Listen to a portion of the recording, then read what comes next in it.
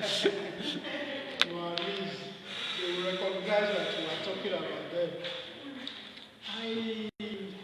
It's a privilege for me to be here.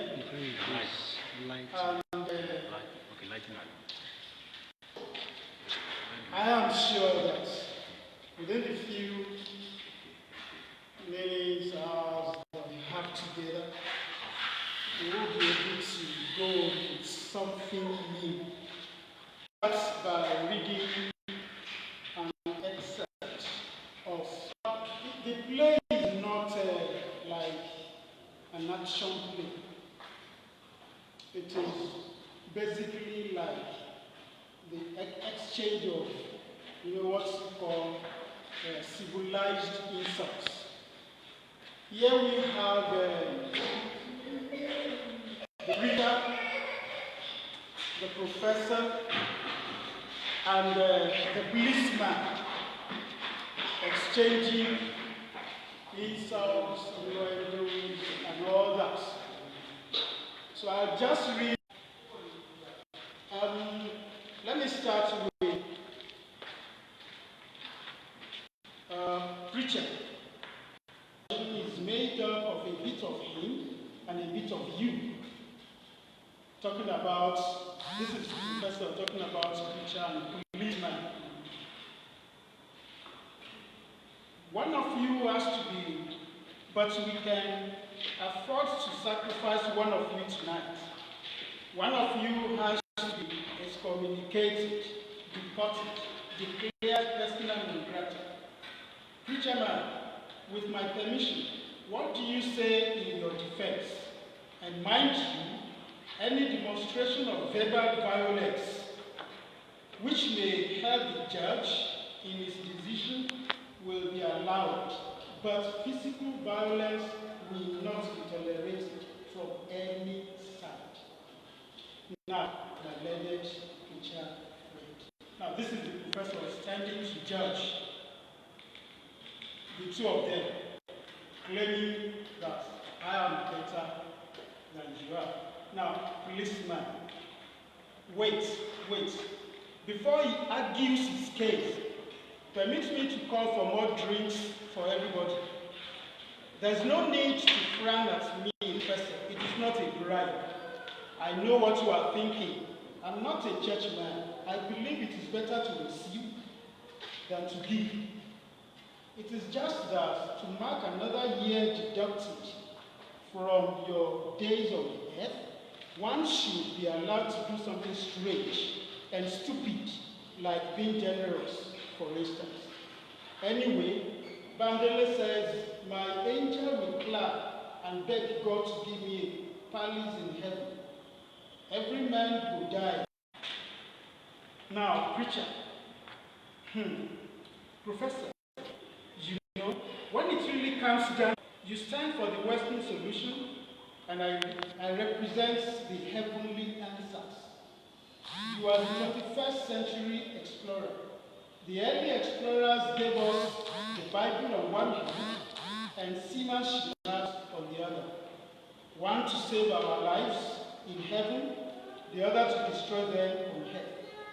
Your book labels us savages because we don't do things the white man's way. But each time you interpret the white man's book, you take something out of human dignity. When you come to a dead end in your strange path, you fold your hands and cry until retrovirus comes. It's only, if only you will think, if only you will look inward, because the answer is there. But alas, with the impatience of a mad dog, you instead turn against those who dare to think. You call me a charlatan, a fake man of God, just because I do something in a different way. Your boss give you money from the sale of banks and condoms to help an old widow with 5 children. One child had his leg blown away by landmines.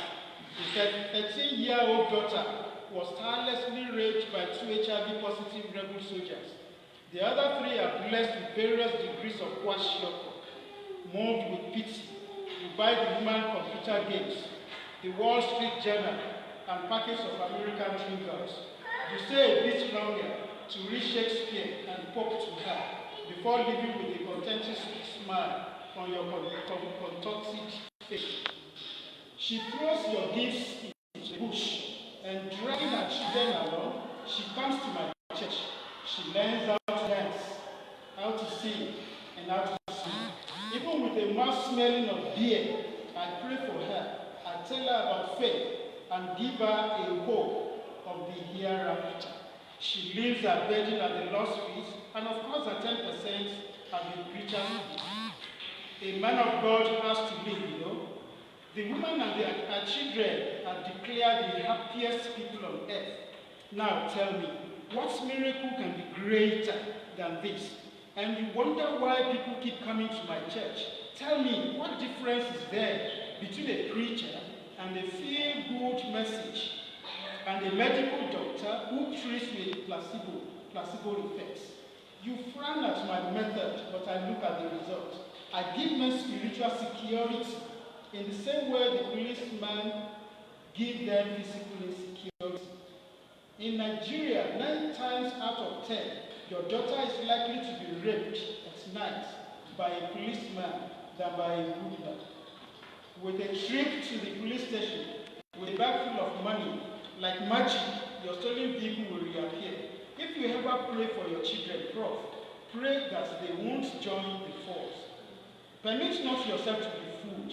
A degenerate policeman like this one, will do his best to appear decent in the company of a superior like me.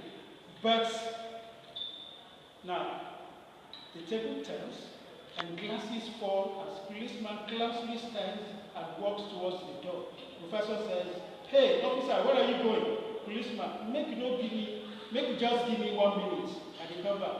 Professor says, "My learned friend, something tells me that you have allowed your tongue to cause you to sin." "No, I think the policeman goes out. He brings back a pistol and everybody ran away. Thank you very much.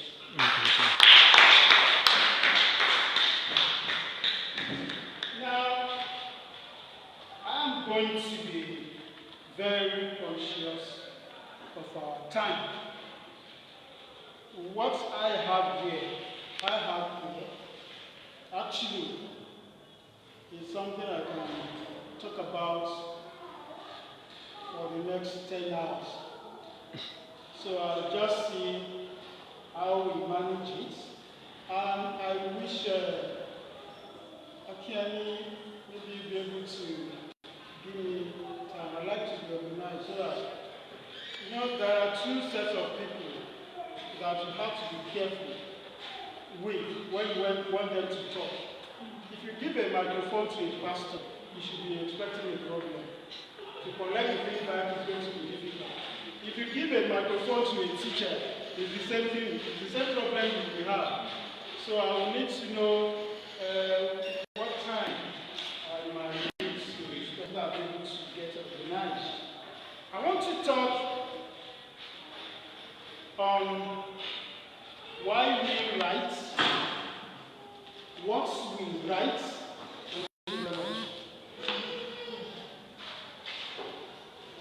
okay? I want to talk about why we write. Okay? If I want to go by what he has given me here, let me just pick just one part of my what I've prepared, and that will be what we write. What we write. I'm talking about we as authors, as writers. Of course, we know the genres of literature. When you talk about the genres, we are talking about the novel, we are talking about the prose and the poetry. But I have a problem with most of us, most authors, generally. When we talk about writing, we limit our mind to just these three. We rarely talk about the essays. We don't, and you know something. Let me encourage somebody here. If you know you have, a kind of passion in the interest to write essays, I will encourage you to follow it up. What I have discovered is this. Most of the time, many people won't even know that Anna has a prize for essays. Many people don't know. And besides Anna, of course I'm sure you know Anna, the Association of Nigerian Authors. I know some other organizations like that. They will request submissions for essays. At the end of the day, they won't give out any prize because they won't see many people. I've seen one national competition for that, and only 2 people submitted essays. So you can be sure that if you have the passion for it, you have the interest for it, why not follow it up? You cannot not all be writing novels. Because everybody believes that he can write a novel. Everybody. Anybody who wants to start writing, that is what comes to their mind first. To write a story, to write a novel. And let me tell you the implication of this. When I worked with Evans for some years. What I discovered was that 90% of the unsolicited manuscripts that we received, they were novels. 90%. And of course, that means that about 2 things you need to know about this. Number one, if you really want to be, let's say you say, yeah, no, you are not in love with poetry, don't talk about essays with me. I don't like plays. It is just the prose. You have to understand that you have to be able to write something that will be above average. There is no great book that is an accident of production or something. No. Please, I am not discouraging novelists. No, that's not what I'm saying. But if you want to be so please, you need to be wise. If you know that if you know you want to develop interest in it, why not? Just follow it up. Try to make research and all that. And one other thing about the novels, or because of our time, let me just leave that one. Let's talk about the plays. I believe if you are a playwright, you have an advantage over the novelist. For one thing, we won't be able to go into that, the issue of how to get your books published and all that, because I've given 15 minutes. Now, as a playwright, you have opportunities. If Evans or UPL or whatever, if they don't publish you can get money, get a director, and stage your play. You can be there anywhere in our institutions and all that. From there, your work people will get to know about you. They will be able to they will get to know about your work. You can write for radio stations, and we have so many of them now. So many of them. Approach them. You've got a play that you want them to present. Get some people together and turn it into a radio play. BBC organizes radio play competition every year with good money, you can start from there. Write radio plays, send to them, approach any of these radio stations, local radio stations. From there, your work will be known. So, in that sense, I believe plays have an advantage over the other genres. Now, when we talk about poetry, I don't know why most of us, I can only guess, why most writers are not in love with poetry. Most writers, I don't know, maybe it is because some of these popular poets that we have, when you read their poems, you feel like, me, I can't write anything close to this. No way. Because of the English, big English they were using there. And the truth is, you don't need to use big words before you write a good poem. You don't need to. But because most of them, that's what they do.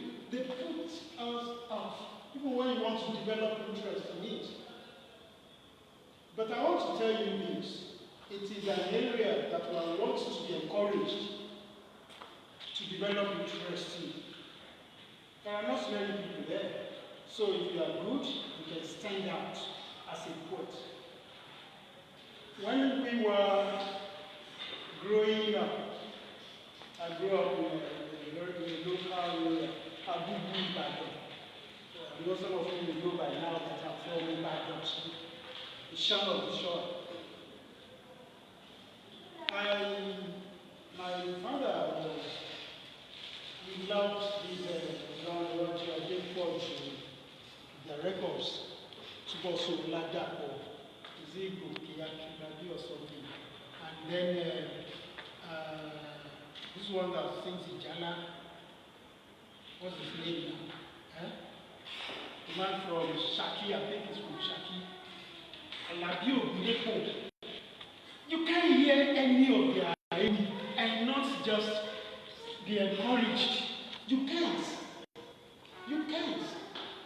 I remember that time when I was still very young. My father would be playing the record of this Grace Poet. And even till now, I can still remember a part of Larry Adepoju's record. The issue with Larry Adepoju, I don't know if you know his history. I think there should be a research into arts and religion. Because that's the problem we have here. At a point in time, he said he will not leave. He will stop this everything. He will stop it, and then because of religion. Things like this, they are destroying the literature.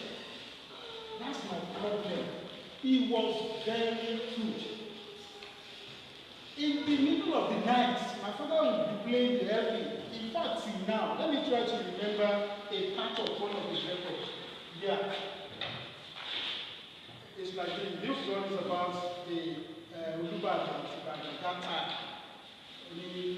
Mo tún dé, mo fẹ́ kọrin ọba yíká ilé ọlá, mo gbé nǹkan ìjò dìde, mo fẹ́ kó kìkì ọba ìlú Ìbàdàn. Èmi ti júbà fárúgbó, mo ti júbà lọ́jọ́ òun jẹun, èmi kì í bá wọn kéwì ọ̀rọ̀, Ọláńrewájú júbà láti ìpìlẹ̀. I heard this thing when I was around 11 or 12, and I will never forget. Do you know why? When you analyze that, you see the flow, you see the rhythm, you will know that poetry is simply good. I mean, that is the use of language, which, of course, is appreciated in poems. But most of us, probably, as I said, the way we were taught at school, that, metric, and so on, the number of syllables, you begin to wonder, every line should be. There was a time I was analyzing that poem we call a simple poem, a nursery rhyme. Twinkle, twinkle, little star, how I wonder what you are. To children, this is very simple. Nearly every child knows that. I didn't know that one when I was in primary school because I went to a local primary school. But now, every child knows that. But do you know something? That poem is difficult. When you sit down to analyze it, when you talk about syllables, each line of the poem contains 10 syllables each. I don't know if you have ever analyzed it. Twinkle, twinkle, twinkle, star. 7 syllables. How I wonder what you are. How about the world so high, like a diamond in the sky? 7 each. There are some other things you can still analyze with the poem. There are some other things. You know, when you talk about any rhyming, for instance, twinkle, twinkle, little star, I wonder what you are. How about the world so high, like a diamond in the sky? So you have A, B there. That's what you have. But you see, when you every child, they just read it and they will enjoy it. They won't know what the writer put it writing it. That's what scares most of us from poetry. But then, as I said, I mean, if it is your show, if you really know that, no, I love poetry. Try to get to know everything about it. Try to get to know everything about it. And you will discover, you'll be surprised at the way you will improve.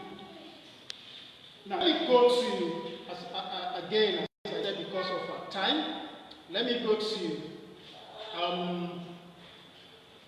the children's stories.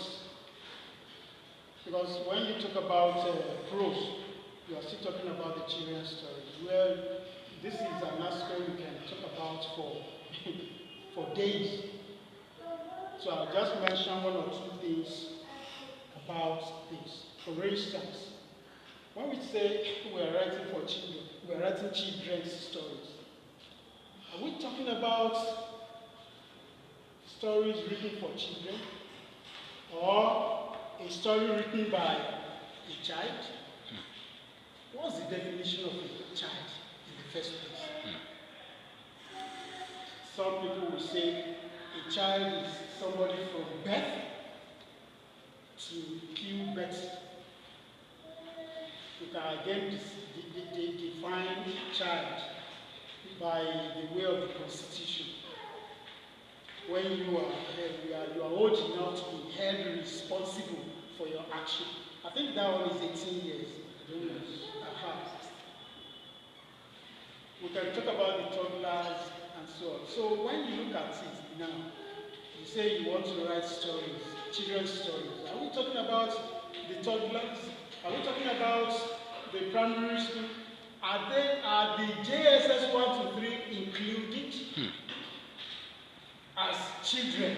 So you need to be able to define who you are, the audience, even when you talk about children's literature. And you know something, I am not trying to encourage this. At the same time, I'm not trying to discourage it. The truth is that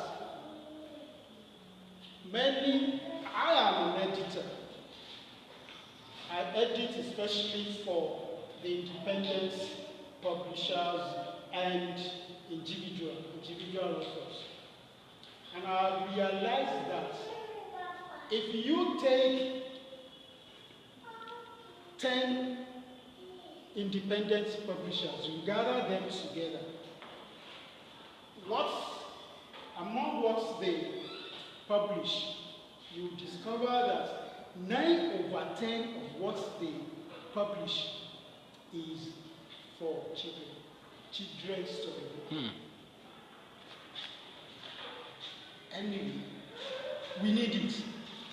If you know you have the passion for it, and you know you have what it takes, I want to encourage you to focus on children's rights. if you consider the number of even primary schools we have within this Sango area, you'll be surprised. Especially the private schools. If you see an old building now, like an uncompleted building, within 2 weeks, it will either be taken over by a church or by nursery school. Exactly. So they need books. You can't, they are our established publishers. They can't produce enough books for all these books. They can't. They can't. So if you are a children's writer, please try to take it seriously. Take it seriously. There is a market there. But then, as I said, there are a lot of things you can say about this, but let me say this about children's writing. Or let me relate it to all types of writing.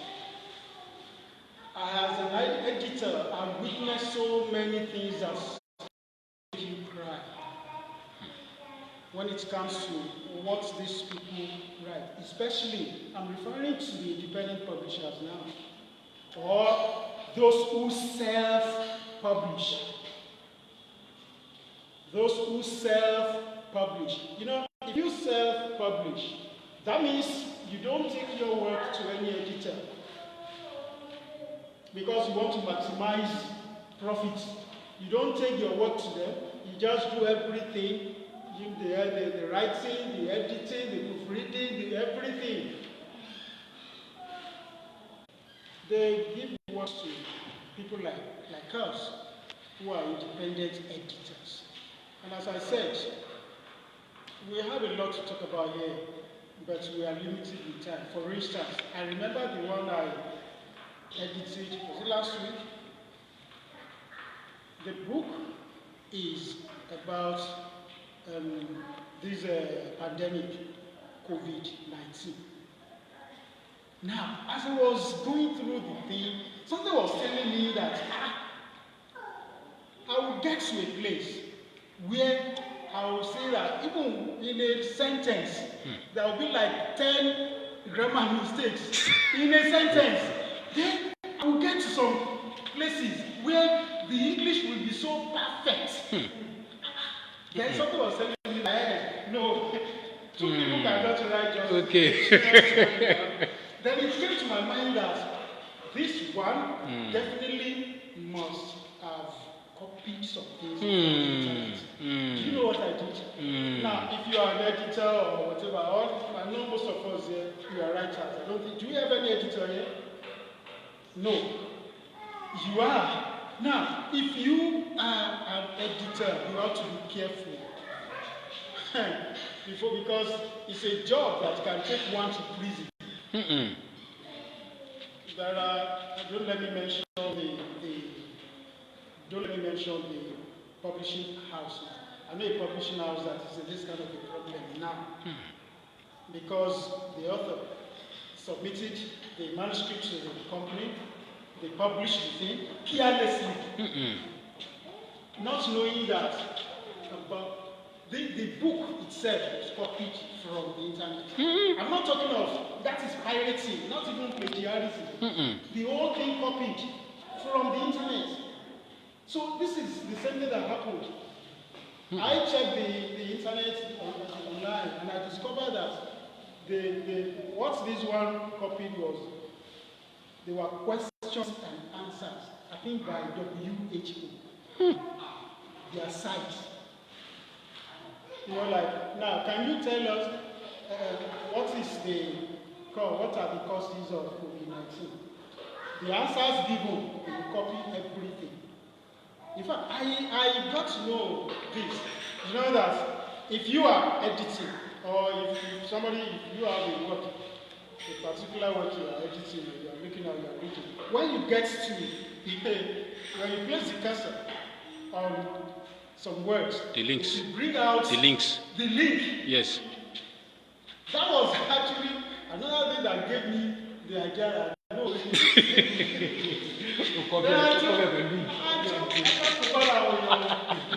I want to tell you, please, I mean, somebody writing children's story and you are copying from the internet, and you will tell me that, yeah, I'm a writer. I'm an author. What kind of an author are you, for God's sake? I mean, what are you authoring? What are you writing children's story of about 30 pages, 25 pages, and you are copying from the internet?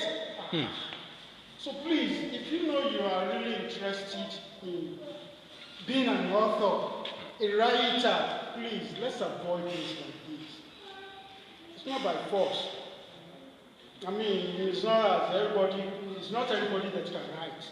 If you don't have the passion, or you don't have what it takes to be a writer, why can't you? You can be selling bread. We have a lot of things. Yes, now. You can do a lot of things besides writing. So why should you put yourself in problem? Because and that's another thing. Many people write. I hope it's not, we don't have a situation like that here. Many people write because of money. But I need to qualify that to round up the thing. I didn't even watch the thing. But can you give me 5 more minutes? Yes, sir. Okay. I've already just said that. Okay, look at me going to that. Let me see now. Let's see what I can talk about to round up. So we talked about poetry, we talked about stories, we talked about the plays, I've talked about the novels. Okay, so let me just say this to round up. As I said, please permit me, just let me say this. If you are a writer, I want you to please try to engage the work of an editor. It is quite necessary. It is quite necessary. Make sure you can, as an editor, don't say, no, I can't make a children's story, that's only. What do I mean? I'm paying someone. I'm an English language teacher. No, I'm paying before you go. Let me tell you this. Try this. Now, many of you should know this already. When you write a letter, an ordinary letter, read it over. You will read it over 10 times. Or more, just a letter of 2 pages. By the time you give it to somebody, it won't take a minute and you will discover an error there. And you begin to wonder, how did I miss this? It happens to everybody. It's not a matter of, you go now. I don't think I'm an editor. Hey, you are making a great mistake. You are. Please engage the service of an editor, whatever you want to write. The only thing you have to be careful about here in rounding off is that you have to be wary again of who the editor is. Get to know the experience that you have. I gave an editor of an established company a manuscript. I gave the company, but the in-house editor now sends the assessment to me. And can you imagine? He cancelled. Let me see. When you say like, I am a teacher that is, I am a teacher that is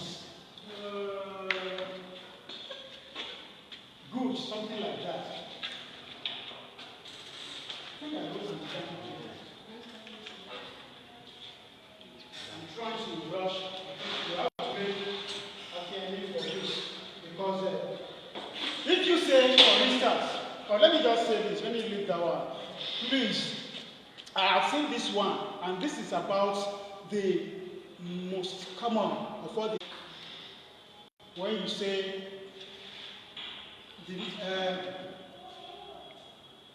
where they said, I'm a soldier. Okay, let's look at that. They said, I'm a soldier. If you are in the habit of making this mistake, I'm saying this in my experience as an editor. This is the commonest mistake I've been noticing. Anyway, with the use of everyday also. Everyday as one word. Now, this one, what's the example I gave now? They said, I'm a soldier. Or it says, I'm a soldier. You see, many people will write that am as AM. They said, they say I'm a soldier. They will write the am as AM. This is the commonness. We have many other ones that also come. Instead of I am or I apostrophe M. Am is used at the beginning of a sentence when you want to construct a question. Am I stupid? Am I whatever? That is when you use AM. Please, there are a lot of things like that that time will not permit us to discuss. But the summary is, as an author, don't settle for a mediocre writing. Get to know everything about your job. I said the other time, as for me, call it pride. I don't care. But I don't, when I go into something, I want to be the best in that thing. I am never settled for the second best. And you know, the wisdom there is, if you don't even be the best there, definitely you can't be the one with that kind of mentality. So, please, I want us to, don't let us settle for a mediocre something when you forget of the internet. Let's try to be original. Let's try to give everything we have into what we do, into what we write. Thank you.